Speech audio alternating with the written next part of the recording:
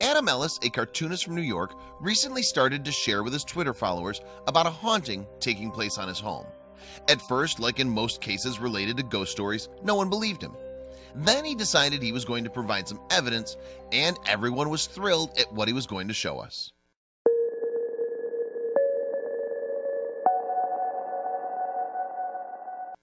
We all love ghost stories, especially if we hear them in the middle of a campfire or if we read them in the middle of the dark.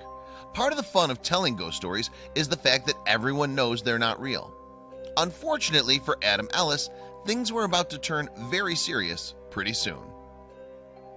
If you're a ghost stories believer, then you've probably been brushed off by people telling you that supernatural experiences aren't real and that perhaps it was all part of your imagination.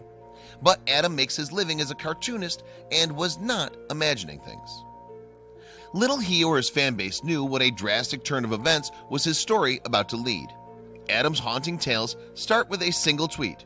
"So my apartment is currently being haunted by the ghost of a dead child, and he's trying to kill me."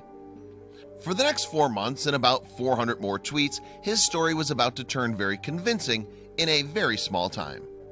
Adam, who usually suffered from sleep paralysis, started to have strange nightmares about a disfigured boy. In other dreams, he was approached by a girl at a library who would say to him, "You've seen Dear David, haven't you? He's dead. He only appears at midnight, and you can ask him 2 questions if you say Dear David first. Oh, and he'd murder anyone who asked the 3rd question." Adam couldn't get himself together. He was freaking out about the dreams he'd been having. A few weeks later, he saw the little boy again in one of his dreams. In this particular dream, the boy sat in a green rocking chair in Adam's room.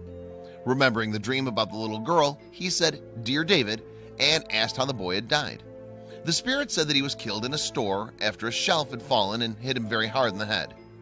Then Adam asked about the identity of the person who had killed David. After receiving his answer that it had been an accident, Adam had forgotten the girl's warning and did the unthinkable. He asked the 3rd question. When he remembered his previous dream, he woke up. Panicked, he thought, "Am I going to die?" One day, Adam noticed his cats were behaving strangely. His cats had been gathered and staring at the door for several minutes each night around midnight. Adam began to feel worried that something else might be drawing the animals to the door. Was his apartment haunted? Many of us have heard theories that claim that animals, especially cats, can see ghosts and spirits. And Adam was no stranger to this urban legend. His fan base turned to be skeptical of his claims, so he decided to take a picture to prove that his cats were acting in the way he described. What had started as a series of dreams and then weird behaviors by his cats suddenly became very real as Adam began hearing strange and unexplained noises, as well as he saw several objects moving by themselves. He documented all the happenings on Twitter, and his followers started to ask what the boy looked like. Scared of what might be happening in his apartment, he decided to install a security camera to record the house activity while he was sleeping or out of the house. The first scary thing that he discovered was that his cats appeared to be interacting with some invisible entity when he wasn't around. At this moment, all his followers were captivated by Adam's story and decided to lend him a helping hand. His followers had suggested a lot of different ways for protecting himself from evil spirits. Things like pouring salt on doors and window frames, burning sage, but nothing seemed to work.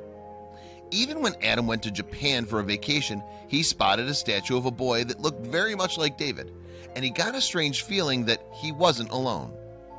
When he returned home, he noticed that the lights in the hallway were on, but when he took a picture of it, it looked darkened as if there was no light coming from the room. He also noticed that there were strange noises in the ceiling, which was very strange as he lived on the top floor. Adam noticed that there was a small trap door on the ceiling, and he decided to investigate the source of the noises. When he opened the hatch, something fell right in his face. With quick reflexes, he caught it and was terrified at what he was holding in his hand, a small, kid-size leather shoe. Adam asked his landlord for help. When they opened the hatch again, they found nothing but a little marble. In the hopes of gathering more evidence, Adam downloaded an app that would take a picture from his smartphone every minute. What he discovered the next day left everyone speechless. A little ghostly boy watching him as he slept appeared in one of the pictures. In other photos, the small figure looked up to the ceiling, or one showing the boy looming over his head while he slept. The scariest of it all was the last sequence of pictures that showed how the boy had moved directly towards the camera, before disappearing. I'm at a loss for words. That malformed ear, that stringy hair, I don't even know what to think. The story and the pictures floored a lot of his followers, but for some unknown reason, that night marked the end of Dear David.